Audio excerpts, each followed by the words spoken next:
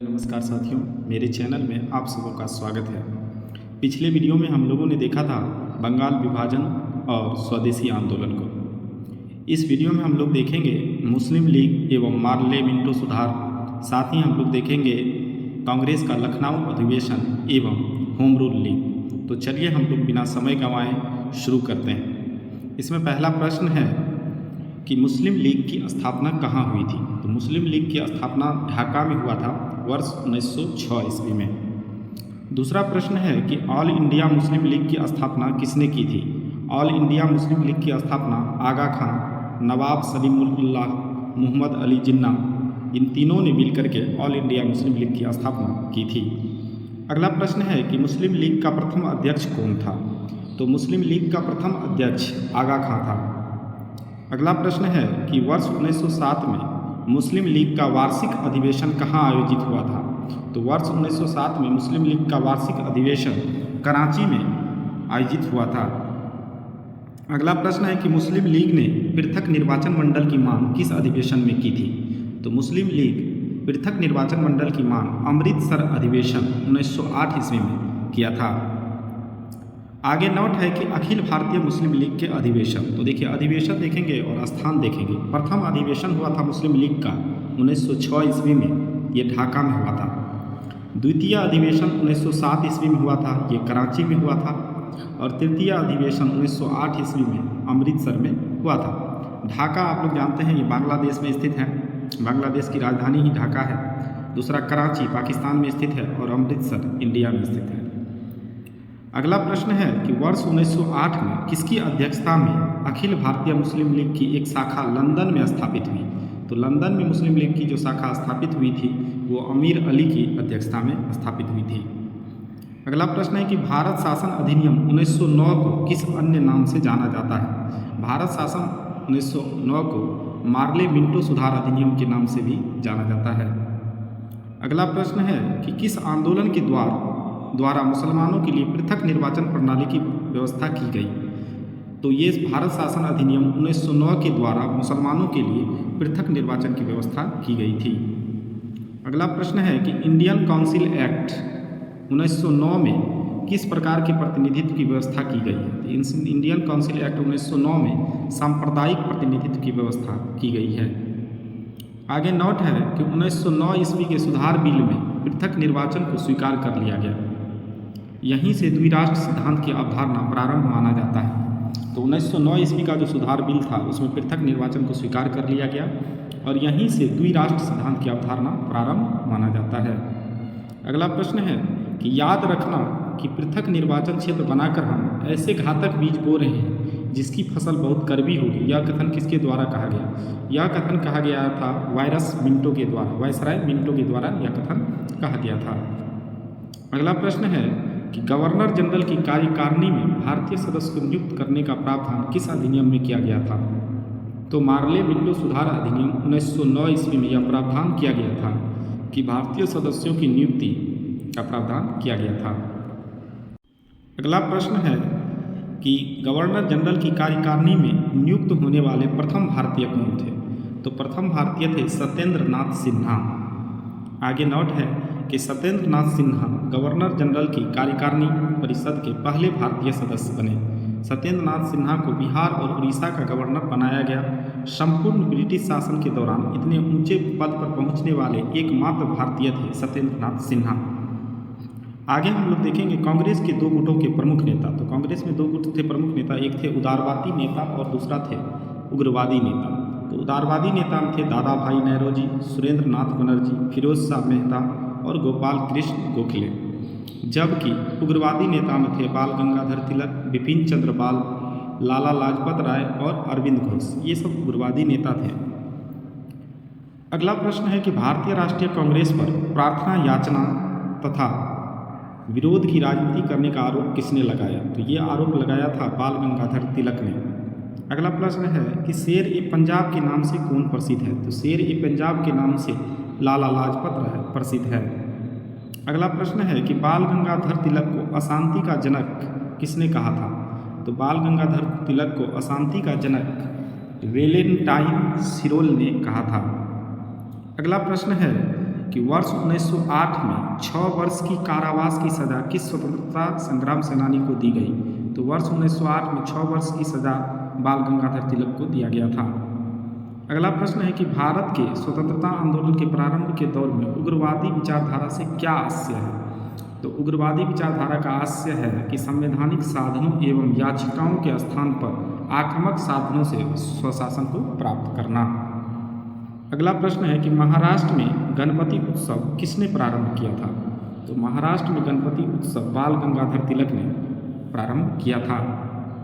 आगे हम लोग देखेंगे दिल्ली दरबार और उस समय के वायसराय। प्रथम दिल्ली दरबार 1877 ईस्वी में आयोजित किया गया था। इस समय वायसराय थे लॉर्ड विक्टर। द्वितीय दिल्ली दरबार 1903 ईस्वी में लॉर्ड कर्जन के समय आयोजित किया गया था। तृतीय दिल्ली दरबार 1911 ईस्वी में लॉर्ड हार्डिंग के समय आयोजित किया गया था। आगे नोट है कि द्वैध शासन का जनक सर लियोनिल कर्टिस को, जबकि बंगाल के द्वैध शासन का जनक रॉबर्ट क्लाइव को कहा जाता है। तो बंगाल के द्वैध शासन का जनक रॉबर्ट क्लाइव को कहा जाता है, जबकि द्वैध शासन का जनक सर लियोनिल कर्टिस को कहा जाता है। हम लोग देखेंगे कांग्रेस का लखनऊ अधिवेशन एवं होम रूल लीग। इसमें पहला प्रश्न है कि वर्ष 1916 में संपन्न लखनऊ समझौता किससे संबंधित है? तो वर्ष 1916 में जो लखनऊ समझौता हुआ था ये कांग्रेस एवं मुस्लिम लीग के समझौते से संबंधित है। दूसरा प्रश्न है कि वर्ष 1916 में भारतीय राष्ट्रीय कांग्रेस के लखनऊ अधिवेशन की अध्यक्षता किसने की थी? तो लखनऊ अधिवेशन की अध्यक्षता अंबिका चरण मजुमदार ने किया था। अगला प्रश्न है कि सूरत अधिवेशन से पृथक हुए उग्रवादी एवं उदारवादियों का पुनः एकीकरण किस अधिवेशन में हुआ था? तो उग्रवादी एवं उदारवादियों का एकीकरण लखनऊ अधिवेशन में हुआ था। अगला प्रश्न है कि अतिवादियों एवं उदारवादियों को पुनः एकीकरण की प्रक्रिया के प्रमुख शिल्पकार कौन थे? प्रमुख शिल्पकार थे एनी बेसेंट, अर्थात एनी बेसेंट ने मिलाने का काम किया था। अगला प्रश्न है कि वर्ष 1916 में मुस्लिम लीग और कांग्रेस के मध्य समझौता किसके द्वारा कराया गया था? तो मुस्लिम लीग और कांग्रेस के बीच जो समझौता हुआ था वो बाल गंगाधर तिलक के प्रयासों के द्वारा ही संपन्न हो पाया था।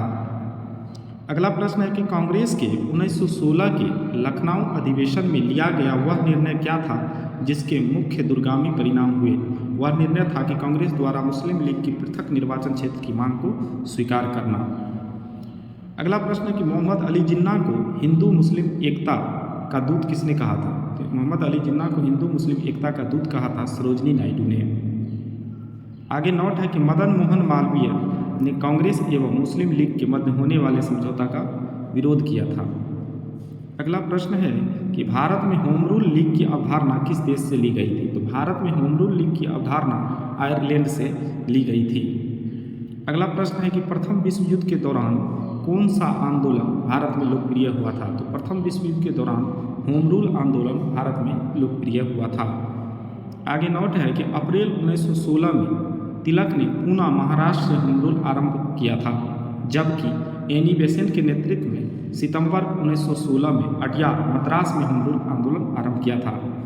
तो देखिए महाराष्ट्र में के पूना से जो होम रूल आंदोलन शुरू हुआ था 1916 ईस्वी में, तो उसको शुरू किए थे बाल गंगाधर तिलक ने, जबकि एनी बेसेंट जो है वो सितंबर 1916 में अडयार महाराष्ट्र मद्रास से होम रूल आंदोलन को प्रारंभ किया था। आगे प्रश्न है कि एनी बेसेंट ने किस साप्ताहिक पत्रिका के माध्यम से स्वशासन की मांग की थी? तो एनी बेसेंट जो है कॉमनवेल्थ पत्रिका के माध्यम से स्वशासन की मांग की थी। आगे हम लोग देखेंगे होम रूल आंदोलन को।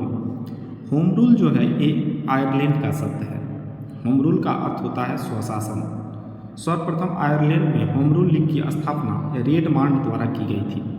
सबसे पहले आयरलैंड में होम रूल लीग की स्थापना किसके द्वारा की गई थी? रेडमांड के द्वारा की गई थी। आगे है कि 1916 ईस्वी को प्रारंभ इस आंदोलन के समय भारत के वायसराय लॉर्ड चेम्सफोर्ड थे, अर्थात होम रूल लीग आंदोलन के समय भारत के वायसराय जो हैं वो लॉर्ड चेम्सफोर्ड थे। आगे हम लोग देखेंगे तिलक का होम रूल और एनी बेसेंट का होम रूल। तिलक का होम रूल जो है ये अप्रैल 1916 ईस्वी में शुरू हुआ था।